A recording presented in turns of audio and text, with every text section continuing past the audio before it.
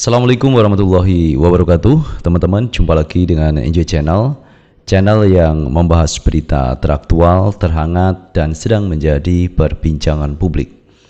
Sahabat Enjoy Channel, kali ini yang akan kita bahas masih mengenai Pak Anies Baswedan. Yang kemarin Pak Anies ini dideklarasikan oleh kader P3 Yogyakarta untuk menjadi calon presiden di 2024.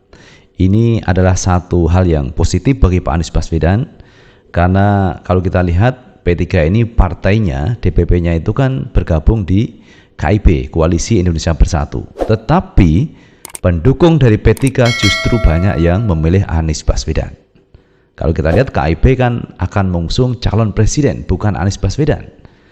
Yang suaranya itu adalah Airlangga Hartarto, ada juga Ganjar Pranowo, bukan Anies Baswedan. Tetapi yang terjadi di lapangan justru pendukung P3 banyak yang mengusung Pak Anies Baswedan. Dibuktikan kemarin di Yogyakarta, ribuan orang datang untuk mendukung Anies Baswedan menjadi calon presiden di 2024. Ini adalah sesuatu yang luar biasa pada Pak Anies Baswedan. Calon presiden independen, bukan dari kader partai, tetapi banyak didukung oleh kader partai, termasuk juga dari P3.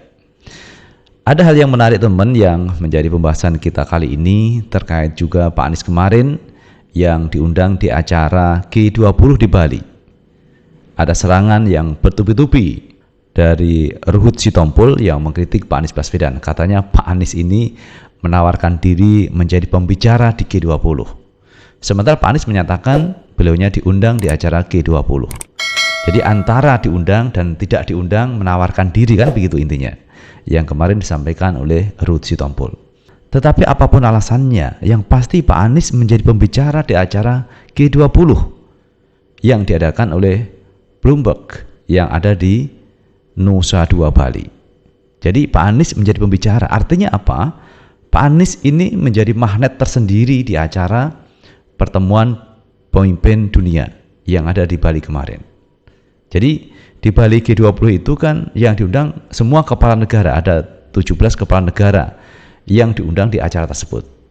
Pak Anies ini bukan siapa-siapa. Pak Anies bukan kepala daerah, Pak Anies bukan presiden, Pak Anies masyarakat biasa, tetapi Pak Anies diundang di acara G20. Ini Pak Anies. Dan ini tidak bisa kita bandingkan dengan Jokowi yang menjadi presiden. Karena presiden sudah pasti ini hadir di acara G20, tetapi Pak Anies bukan presiden, tetapi kapasitasnya layak seperti presiden. Kenapa? Karena diundang di acara G20. Jadi kritikan bertubi-tubi diarahkan kepada Pak Anies Baswedan yang katanya Pak Anies ini menawarkan diri untuk hadir di acara G20 menjadi pembicara. Sementara Pak Anies mengatakan beliaunya itu diundang di acara G20. Jadi dalam pikiran saya, baik menawarkan diri atau diundang, tetapi intinya Pak Anies menjadi pembicara. Kalau Pak Anies ini tidak punya kualitas, mana mungkin beliaunya dihadirkan di acara G20. Kalau misalkan Ruhut Sitompul punya kualitas internasional seperti Pak Anies, mungkin pihak G20 akan mengundang Ruhut Sitompul. Tetapi nyatanya yang diundang adalah Anies Baswedan. Kenapa begitu? Karena Pak Anies memang berkualitas secara internasional, dibuktikan di acara G20. Menjelaskan tentunya dengan bahasa Inggris. Apakah Ruhut Sitompul mampu menjelaskan memakai bahasa Inggris? Jadi semua itu tergantung kualitas seseorang. Kalau memang berkualitas tentu diundang di acara tersebut. Dan Pak Anies salah satu orang yang diundang di acara tersebut. Kritikan bertubi-tubi diarahkan kepada Pak Anies. Tetapi kemarin Pak Anies juga menjawab terkait serangan yang ditujukan kepada beliau. Beliau jawab apa? Nah, tonton video yang satu ini teman-teman. Pidato yang disampaikan oleh Pak Anies Baswedan. Buat semuanya para relawan, mari kita pastikan bahwa kita bukan rombongan yang memecah belah, kita rombongan yang mempersatukan. Jangkau semuanya, tidak perlu menjelekkan siapapun. Bapak Ibu sekalian, yang menjelekkan itu biasanya sedang jelek, Bapak Ibu. Nah, kalau yang sudah baik tidak perlu menjelekkan yang lain, tunjukkan kebaikannya. Betul? Ya. Lah kalau sudah baik buat apa menjelekkan? Kalau baik tinggal tunjukkan kebaikannya. Kenapa kalau bicara positif? Ya memang karena insya Allah kitanya positif. Kalau yang bicara negatif berarti dia sedang negatif. Betul sekalian? Jadi saya nih buat seluruhnya relawan, jangan terbawa ikut-ikutan menjelekan. Bila kita dijelekan, jawab assalamualaikum, gitu saja. Ya, tidak usah khawatir. Dan sampaikan pada semua bahwa kita ingin bersatu, kita ingin bekerja bersama, dan ini adalah ikhtiar untuk semuanya. Satu, jangan menjelekan siapapun, jangan mengirim pesan yang negatif. Yang kedua, bawa rekam jejak. Dan jangan pernah ikut-ikutan menyebarkan hoax. Kita tunjukkan perjuangan kita adalah perjuangan bebas dari hoax. Perjuangan yang membawa pesan-pesan yang kredibel, pesan-pesan yang bisa dipercaya. Itulah yang akan kita bawa sama-sama. Lalu pesan berikutnya untuk semuanya, mari kita jangkau semua.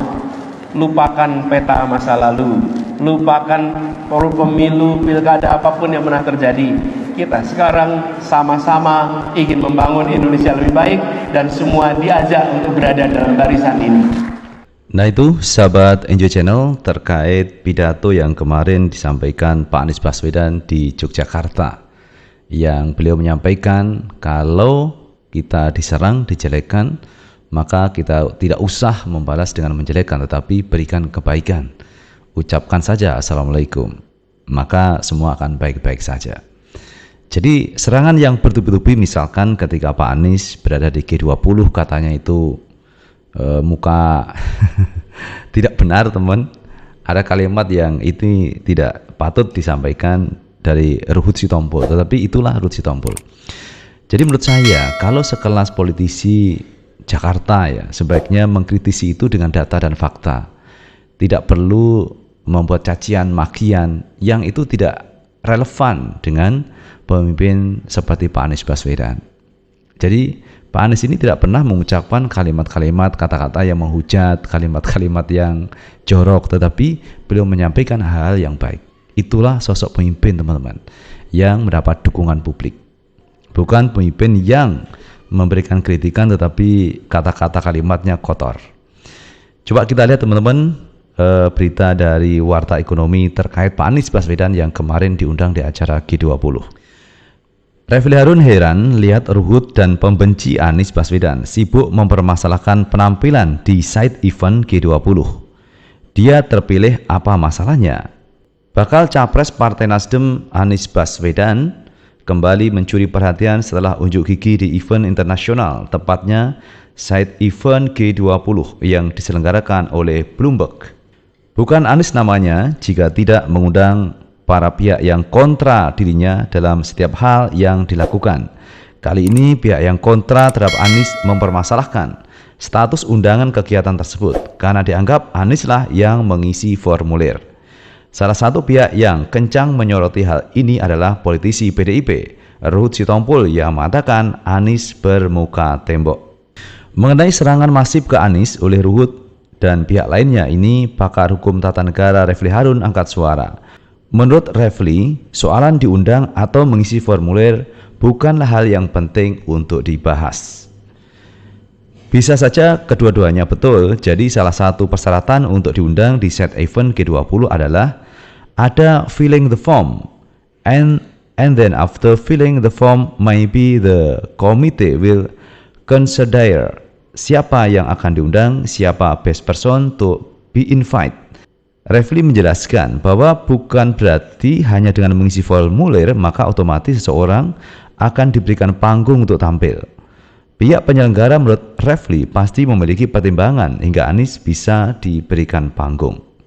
Jika Anda tidak punya kemampuan, tidak punya kapasitas, maka tidak akan diundang untuk Anda menghadiri pertemuan spesial ini, kata Refli Harun.